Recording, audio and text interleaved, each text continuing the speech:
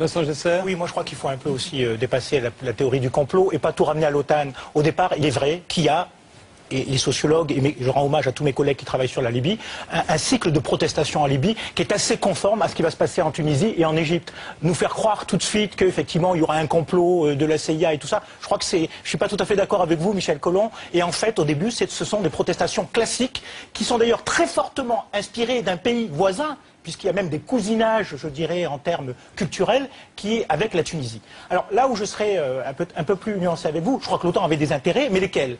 Et moi je suis très choqué par l'argument du pétrole, parce que si l'OTAN n'était pas partie en guerre, on aurait dit c'est à cause du pétrole, c'est pour protéger le pétrole de Kadhafi. Et s'il part en guerre, on dit c'est à cause du pétrole aussi. Donc j'ai envie de dire que de ce point de vue-là, il faut observer, et la plupart des collègues qui travaillent sérieusement montrent quand même que c'était une bonne dictature et qu'il n'y a pas de dictature éclairée. Moi, je crois qu'il faut un peu sortir de cette idée qu'il y a eu des dictateurs qui ont apporté à leur peuple. Ça a été vrai pour Bourguiba, ça a été vrai pour Boumedienne, d'une certaine manière pour Nasser, mais je dirais qu'on est sorti de ce cycle politique et qu'aujourd'hui, massivement, les peuples arabes n'ont plus besoin de tuteurs, n'ont plus besoin de cette figure du despote éclairé. Il n'y a pas de despote éclairé et je crois que les études sociologiques le montrent, il n'y a que des despotes et des dictatures. Mais alors, juste pour faire avancer, là où on en est aujourd'hui, c'est justement l'annonce de la référence à la charia. Et là, immédiatement, en France, mais j'imagine dans d'autres pays occidentaux, on commence à avoir peur des islamistes. Est-ce que ça vous semble que c'est un de vos sujets? C'est un terme générique. On peut tout y mettre. On peut même faire des charias quasiment laïques et sécularistes à partir du moment où derrière, c'est la référence effectivement islamique indirecte quand on prononce ce mot charia, mais on peut arriver, par exemple, le code du statut personnel tunisien qui est cité en exemple de libération de la femme, à juste titre.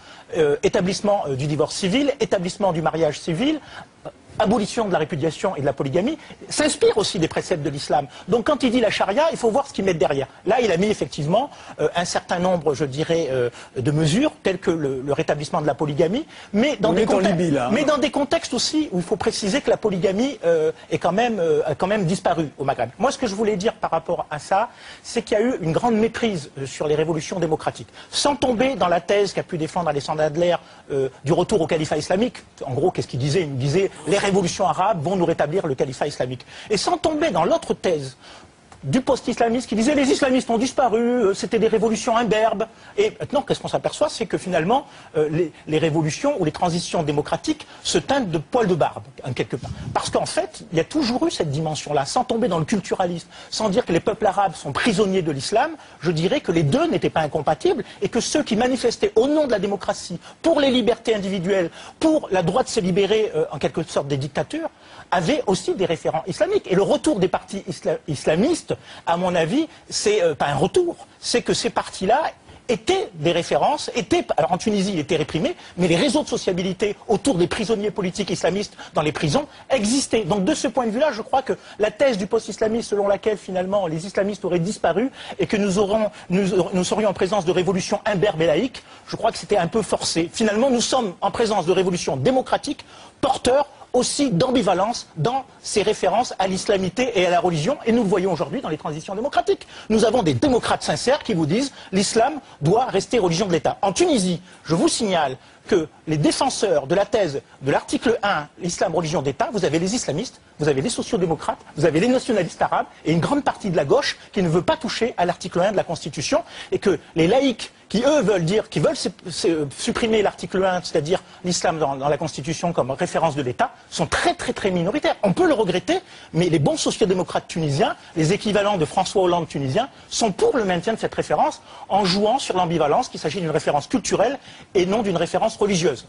Pour ma part, en tant que sociologue, je suis sceptique, mais en tout cas, il joue sur ça. C'est une référence culturelle, on ne veut pas y toucher. Donc l'islamité participe, je dirais, des mobilisations politiques dans le monde arabe, qu'on soit content. Oui, moi je suis assez d'accord, mais si vous voulez, on le voit bien aujourd'hui. Tous les partis politiques, par exemple en Tunisie, j'ai regardé les programmes, disent on est pour la séparation du religieux et du politique. Et ils sont tous contre pour la réforme de l'article 1 de référence à l'islam comme religion de l'État. Donc ça veut dire que la conception même de la séparation aujourd'hui fait quasiment unanimité.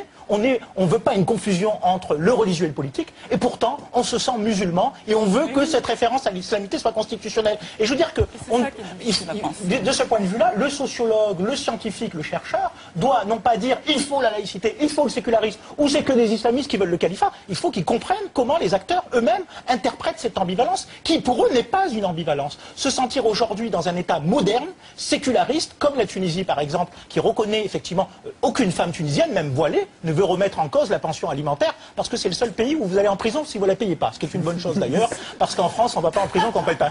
Mais toutes les femmes, même voilées, sont d'accord pour que leur mari aille en prison quand elles ne payent pas la pension alimentaire. Quand ils ne payent pas la pension alimentaire. Mais en même temps, ils peuvent voter pour le parti islamiste. Et nous sommes en face de ces zones d'ambivalence qu'il faut pouvoir interpréter et décoder et non pas imposer des lectures normatives, je dirais, et qui sont, à mon avis, qui ne nous permettent pas de comprendre ce type d'évolution démocratique nécessairement ambivalente et ambiguë. J'ai l'impression qu'il y a quand même Vincent Gesser et Michel une Collomb. certaine myopie occidentale, dire qu'il n'y a pas de tradition démocratique dans le monde arabe ou dans des pays comme la Tunisie. C'est quand même la première ligue des droits de l'homme, une grande tradition syndicale qui a plus de 50 ans et qui pourrait nous donner des leçons en termes de mobilisation. Et aussi, on l'a bien vu, on a souvent dit que la Tunisie est ce qui explique la gabegie de la diplomatie française, qui est restée aveugle en disant mais c'est un peuple soumis à son dictateur qui s'appelait Ben Ali. On a quand même vu que depuis 10 ans, il y avait des manifestations, il y avait des mobilisations et qu'il y avait des slogans démocratiques. Et de ce point de vue-là, d'ailleurs on l'a pu l'écrire, effectivement, c'était des dictateurs en sursis, pas depuis 1 an, pas depuis 2 ans, depuis 10 ans. À partir du moment où il n'y avait plus de confiance, à partir du moment où effectivement on s'apercevait que... Et d'ailleurs, un des éléments qui n'a jamais été souligné, c'est l'élément patriotique. Les gens se sont réappropriés leur identité patriotique. 2 éléments qu'ont joué dans les révolutions arabes, les hymnes nationaux et les drapeaux. Et on va chasser ces dictateurs, quelque part, qui salissent notre hymne et notre drapeau. Et ça, c'est quand même un élément de démocratie au sens presque occidental du terme. Michel Collomb. J'aimerais faire 2 brèves remarques. La première sur la guerre pour la démocratie, la deuxième sur Tunisie-Islam.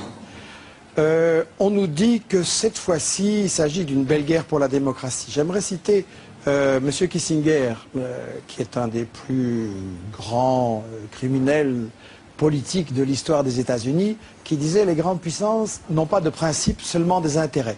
J'aimerais qu'on m'explique pourquoi, si vraiment on fait la guerre contre Kadhafi pour la démocratie, dans le même moment, on envoie des Saoudiens au Bahreïn mitrailler les manifestants.